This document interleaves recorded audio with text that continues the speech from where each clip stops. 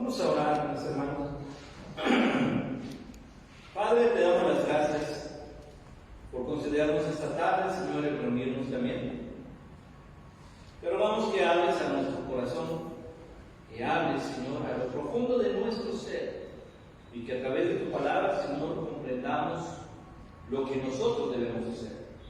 Y de esta forma, Señor, cumplir con lo que tú esperas de tu iglesia, Señor, lo que tú esperas de cada uno de nosotros como hijos tuyos.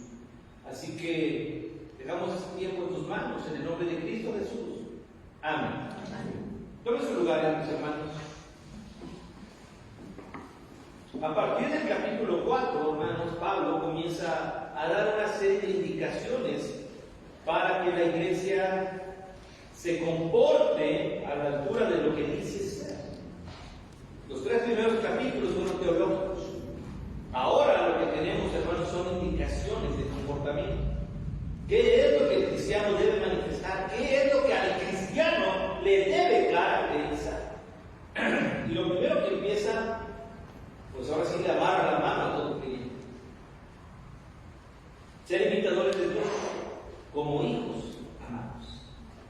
Hablábamos, hermanos, en la mañana acerca de la labor del papá y de cómo es una influencia muy significativa, hermanos. Yo escucho a muchos de los niños pequeños decir, cuando son chiquitos, quiero ser como mi papá. Ya a medida que van creciendo, de repente eso se empieza a acabar, hasta que llegamos a ser adultos y nos damos cuenta que sí eran grandes hombres, ¿verdad? Y decimos, quisiera tener el valor, el temple, la sabiduría, para imitarlo, para hacer, para aprender. Pablo ocupa esa metáfora, hermanos, para decirnos acerca del testimonio del cristiano. Tenemos que ser imitadores de Dios. Pablo está pensando en algo palpable y visual, porque podemos decir, bueno, ¿cómo es Dios? Pablo está pensando, hermanos, en la evidencia más grande de cómo actúa Dios y está dirigido al Señor Jesucristo. Así, todo lo que nosotros pudiéramos pensar acerca del Señor Jesucristo es lo que el cristiano debe tener. Por eso nos hacemos llamar cristianos. Recordemos que cuando se le da el título de cristianos a los del camino o los seguidores de Jesús, como se le llamaba anteriormente, hermanos, el título de cristiano se les da en Antioquía y era una burla, era un señalamiento, era decirles, miren los cristos chiquitos, ¿verdad? Miren esos cristos chiquitos que andan por ahí, que se sienten como Cristo. Pero más allá de un apodo, hermanos, cuando lo vemos a través de los ojos de los hermanos de Antioquía, ellos se ganaron ese título. Ellos no se lo pusieron. Ellos se ganaron el título a los ojos del mundo porque imitaban a Jesucristo. Ahora aquí Pablo dice, nosotros ya como iglesia constituida por Dios, salvada por Cristo, debemos comportarnos como lo hizo Cristo. Y entonces ser otorgados directamente como hijos amados, hijos de Dios. Y andar en amor. Mire cómo la evidencia es Cristo, como también Cristo nos ama. Y se entregó a sí mismo por nosotros, ofrenda el sacrificio a Dios en olor fragante. Lo que hizo Cristo, hermanos, entregar su vida por amor, por su iglesia, es algo que glorificó a Dios. Es algo, hermanos, que Dios recibió gloria a través de lo que hizo su Hijo. Ahora, nosotros que honramos a Jesús, haciéndonos llamar cristianos, hermanos, debiera ser notorio en nosotros esa entrega, ese amor, ese servicio, esa ofrenda, ese sacrificio a Dios. Pero el problema, hermanos, radica cuando la iglesia pierde de vista para quién o a quién le estamos sirviendo. Y entonces podemos confundirnos y creer, hermanos, que la iglesia, esto es interesante, creer que la iglesia nos necesita. Y hermanos, perdón, pero eso es del diablo. La iglesia no me necesita a mí. La iglesia necesita a Cristo. La iglesia necesita la palabra de Cristo. Así que cuidémonos de la arrogancia. Pablo nos hace saber que somos servidores y que debemos obrar en humildad, de la misma forma que lo hizo Cristo. Y viene un contraste. Pero, y este pero, hermanos, enlista una serie de actitudes pecaminosas, que para el tiempo de Pablo, hermanos, la iglesia de Éfeso batallaba, pero que si usted lee la lista, es lo mismo que estamos pasando hoy. ¿Qué es? Pero fornicación en toda inmundicia. Recordemos, hermanos, la palabra que se traduce fornicación y que se emplea para todo lo que tiene que ver con desorden sexual es la palabra griega porneia. Y así se traduce fornicación. Entonces, todo lo que tiene que ver con desorden sexual se ocupa la misma raíz. Así que Pablo dice, esto no debe ni siquiera estar pensado en la iglesia. ¿Cuál? Cualquier desorden sexual. Nosotros podemos decir, bueno, hay fornicación, hay adulterio, es la misma raíz para todo desorden. Todo lo que está en contra, sexualmente hablando, de lo que Dios estableció para la sexualidad es pecado. Pero fornicación, y mire cómo le agrega toda inmundicia. O sea, es algo inmundo, es algo sucio si no se hace conforme a la voluntad de Dios. Y luego se mete en una cuestión emocional o avaricia. Ni aún se nombre entre vosotros como conviene a santos. Hermanos, recordemos que la iglesia de Éfeso tenía varias características. Era una iglesia, hermanos, en la que pues había mucha cuestión pagana, había brujería, había cosas de ocultismo. Así que había, hermanos, mucha tendencia a este tipo de pecado. Y Pablo dice, ni siquiera se nombre entre vosotros. ¿Qué significa esto? Que quizás el vocabulario, hermanos, de la iglesia no era muy prudente, que digamos. No necesitamos decir una grosería para ofender a alguien, ¿sabe eso? No necesita ser grosería. Así que tenemos que tener cuidado. Ni siquiera esto, la avaricia, se nombre entre nosotros como conviene a santos. Nos hacemos llamar santos. Y no porque brillemos, hermanos, y porque ni siquiera toquemos el suelo, sino porque hemos sido apartados para Dios. ¿Qué caracteriza a un santo? Versículo 1, imitamos a Dios, santidad. Cualquier persona, hermanos, en el Antiguo Testamento que pretendía acercarse al templo tenía que tener en mente los letreros que estaban pegados, y cada letrero decía santidad a Jehová. Así que esa debe ser la mente de cualquiera que quiere servir al Señor. No puedo estar jugando con Dios, o le sirvo o no, porque Dios es santo y no puedo estar jugando con Él. ¿Cómo conviene a santo? Esto es lo que nos debe caracterizar. Esto es lo que no, ni palabras deshonestas, miren, ni necedades, ni truanerías que no convienen, sino antes bien, nuevamente lo contrario, acciones de gracia. Nada de pasarse de listos entre hermanos, nada de abusar de la confianza de alguien, nada de burlarse de alguien. ¿Por qué? Porque son palabras que hieren. Decíamos hace ratito precisamente, a veces no tienen que ser una grosería, hermanos, pero nuestras palabras, si no las cuidamos, pueden ser ofensivas. Así que tenemos que tener cuidado. Si vamos a decir algo, que sea con acción de gracia, y la acción de gracia va dirigida a Dios. Y si estamos pensando en Dios, nuestra palabra, nuestra acción, nuestro corazón no puede ser deshonesto. Porque sabéis esto. O sea, Pablo les dice, ustedes ya saben la doctrina. No solo porque ya se les enseñé, sino ustedes ya conocen la voluntad de Dios. ¿Cuál es? Ustedes saben esto, que ningún fornicario, nuevamente, impureza sexual, o inmundo, o avaro, que es idólatra, tiene herencia en el reino de Cristo y de Dios. Todos los que practican eso, hermanos, hablábamos precisamente en la mañana y en la escuela de los hermanos, es una frase del diablo. Dios no nos ama tal y como somos, Dios nos ama y quiere transformarnos. Si nos amara tal y como somos, hermanos, ninguno de nosotros hubiéramos tenido un cambio espiritual. No hubiéramos tenido un cambio, porque Dios nos ama tal y como somos. Y como somos groseros, deshonestos, borrachos, pecados sexuales, ahorita sobreabunda, se anuncia, desfiles, se aplauden al desorden sexual, bueno, así tal cual, y así tal cual, y vamos al cielo. Y esto no puede ser. Dios es santo, así que dice precisamente esto, hermanos, que no entrará en el reino. Nadie os engañe con palabras vanas, porque por estas cosas viene la ira de Dios sobre los hijos de desobediencia.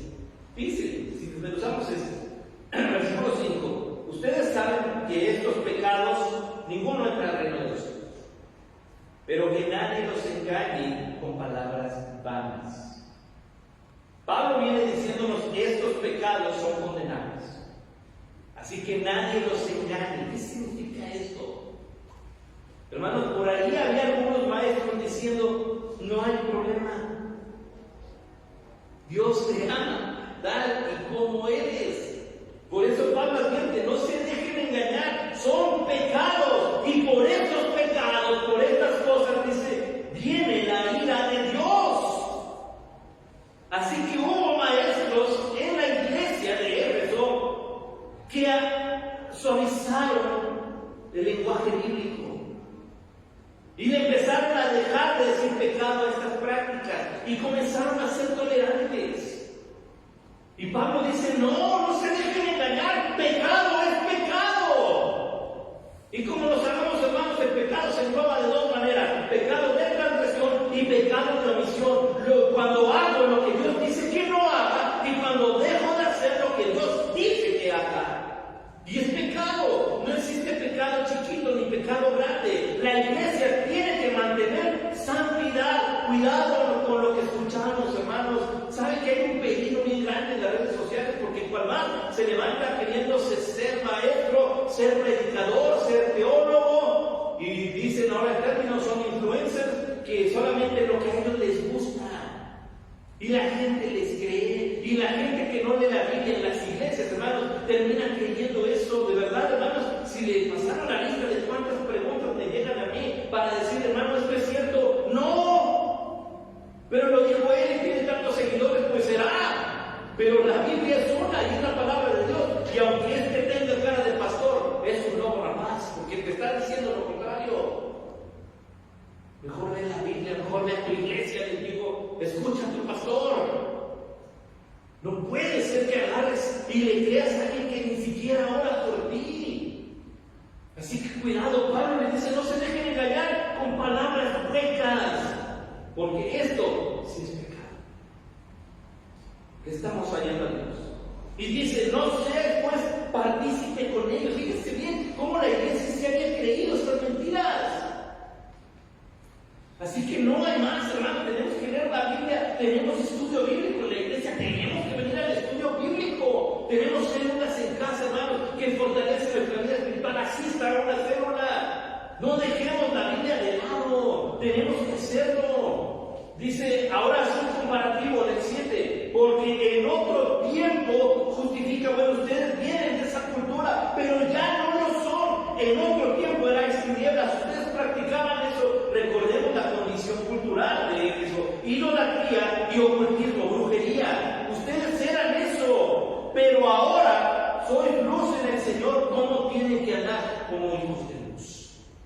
Tiene que existir un cambio, hermanos. La iglesia, yo voy a insistir mucho en esto, la iglesia no tiene que adecuarse a los métodos humanos. La iglesia impacta y trastorna su entorno. La iglesia mantiene santidad, la iglesia mantiene fidelidad, una fidelidad, hermanos, que incomoda al infierno, una incomodidad, hermanos, que hace sentir mal a la gente sin Cristo, porque la iglesia busca la gloria del Señor. Aquí dice bien claro, andar como hijos de luz. Ese debe ser el comportamiento de la iglesia. La iglesia no está a la moda, hermanos. La iglesia trastorna, y la iglesia transforma de tal manera que el mundo señala y dice, esos que trastornan el mundo también están aquí. ¿Y quiénes son los que trastornan el mundo? La iglesia. No dice, oh, es una iglesia que está a la moda, ¿verdad? Va a la vanguardia del ritmo social.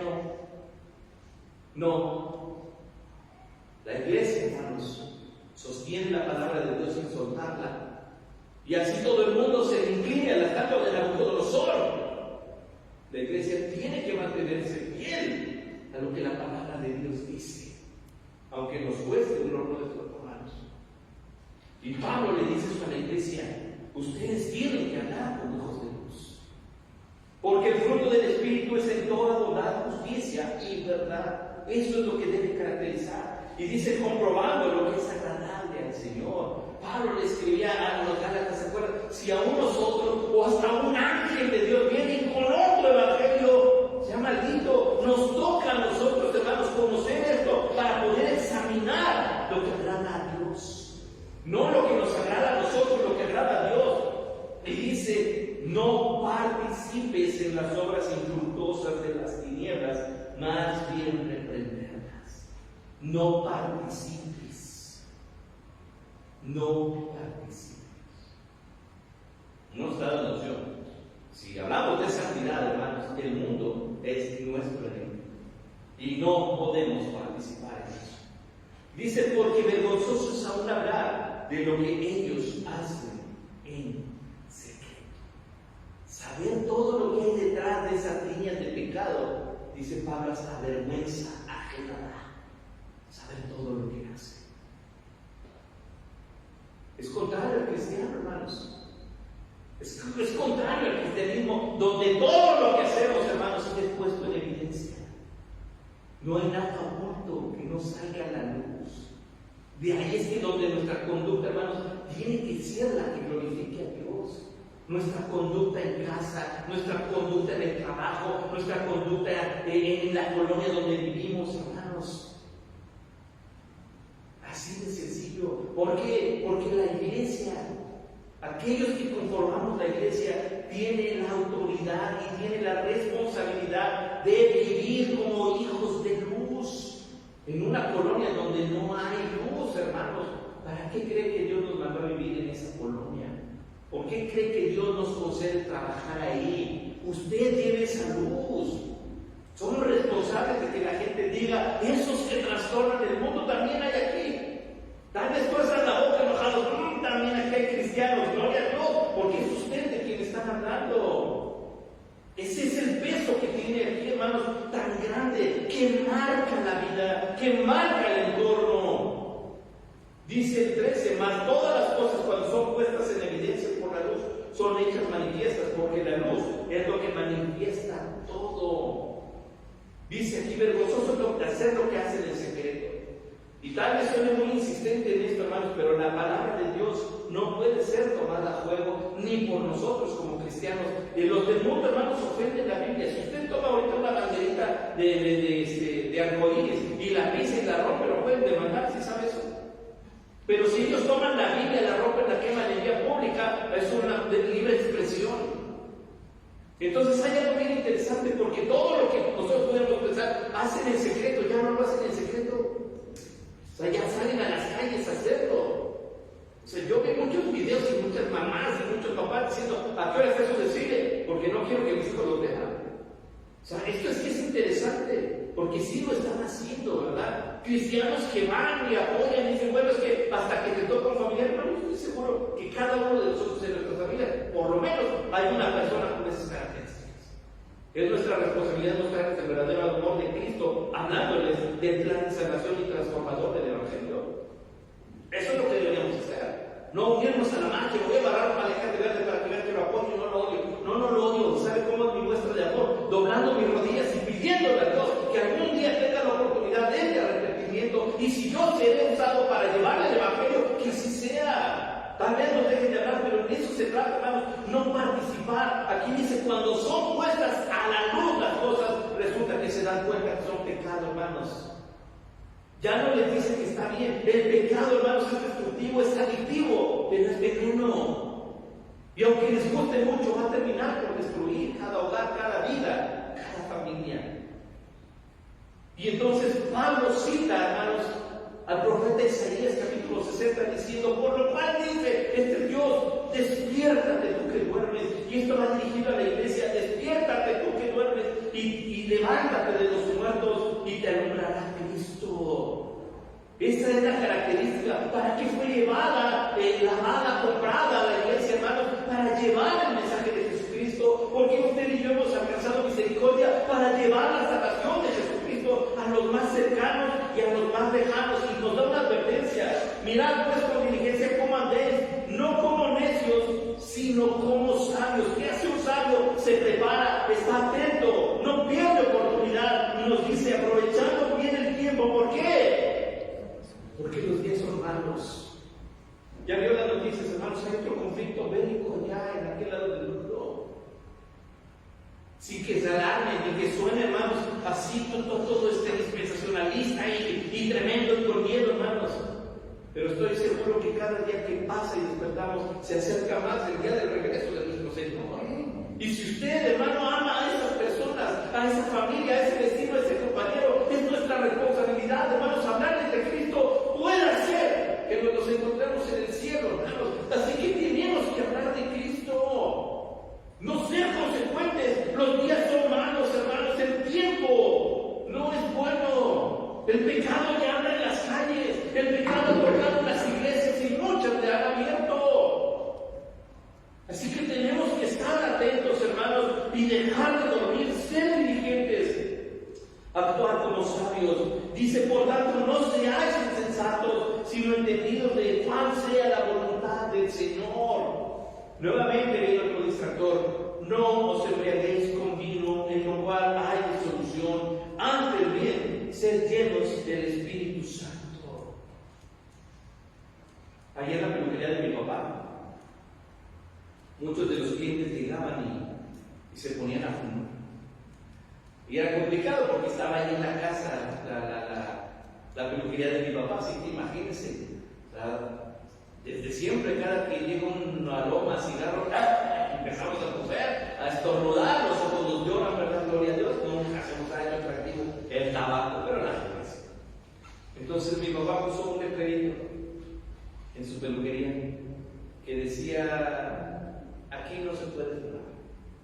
Sea usted lleno del Espíritu Santo, no de humo. Cuando llegaba la gente, sacaba su cajetilla, leía eso inmediatamente, sin decir nada, guardaba la cajetilla discretamente. Algunos ya decían: si no voy a estar afuera, ¿me hablas cuando sea mi turno? Porque preferían salirse a fumar afuera. Mi papá, cada que tenía oportunidad de hablar de Cristo, teníamos una célula en la casa, así que cuando llegaban y tocaban: si no vengo por corte de cabello, sí, pásate, siéntate. Ahorita que termine el estudio bíblico, te corta el pelo, siéntate para que no pierdas tu lugar. Hermanos, teníamos ahí tanta gente, era gente de mi papá esperando el estudio bíblico, que eran más los clientes inconversos que nosotros que estábamos por parte de la iglesia ahí en la ciudad. Y ahí los tenía sus clientes, ya acabé, bueno, hermanos, con permiso, vayan los hermanos compartiendo el café, lo de siempre, ¿verdad? Dando relajo. Pero ya se habían 12, 15, 8, 1, 2 clientes escuchando el mensaje de Jesucristo. Y así el ansia, porque si una persona que está ansiosa y quiere fumar y no podía porque nunca le dijo: sabes que está prohibido, pero les hacía una recomendación: mejor busca a Dios, llena tu corazón del Espíritu Santo en lugar de tus pulmones con él. Y le sirvió, por lo menos le ayudaba mucho. Antes bien ser llenos del Espíritu Santo, dice Pablo, y nos dice un consejo: ¿cómo podemos mantener hermanos, ese peso espiritual en nuestras vidas? En el 19 nos da el consejo: hablando entre vosotros, iglesia. Número 1, hablando entre nosotros, tengamos ese cuidado, hermanos. Saludémonos, mandemos los mensajes. Tenemos todos los mensajes, hermanos, todos los celulares de todos nosotros. Tenemos un grupo. Diga ahí, obviamente no se trata de saturar de imágenes, pero sí de un buen mensaje, hermanos, de corazón. Dios les bendiga, dice, entre vosotros, y nos dice cómo: con salmos, con himnos y con cánticos espirituales. Alabanza. Con alabanza. Fortalezcámonos mutuamente con alabanza. Dice: alabando al Señor en vuestros corazones. Alabe a Dios, hermanos, cuando las cosas vayan mal. Alabe a Dios cuando las cosas se pongan difíciles o tristes. Alabe a Dios cuando no sepa qué hacer. Alabe a Dios cuando llueva. Alabe a Dios cuando haya sequía. Alabe a Dios si se le va el autobús. Alabe a Dios si llega temprano al trabajo. Alabe a Dios si ya se va a dormir. Alabe a Dios cuando se levante. Alabe a Dios al terminar de comer. Alabe a Dios cuando llegue el esposo del trabajo. Alabe a Dios. Alabe a Dios. Pablo dice: esto es una manera de fortalecer el espíritu. Es una manera, hermanos, de ayudarnos a crecer. La alabanza. Y segundo, versículo 20, gratitud. Dando siempre gracias por todo. Díganlo fuerte: por todo. Todo. Por todo. ¿Qué es lo que tenemos que agradecer a Dios? Todo.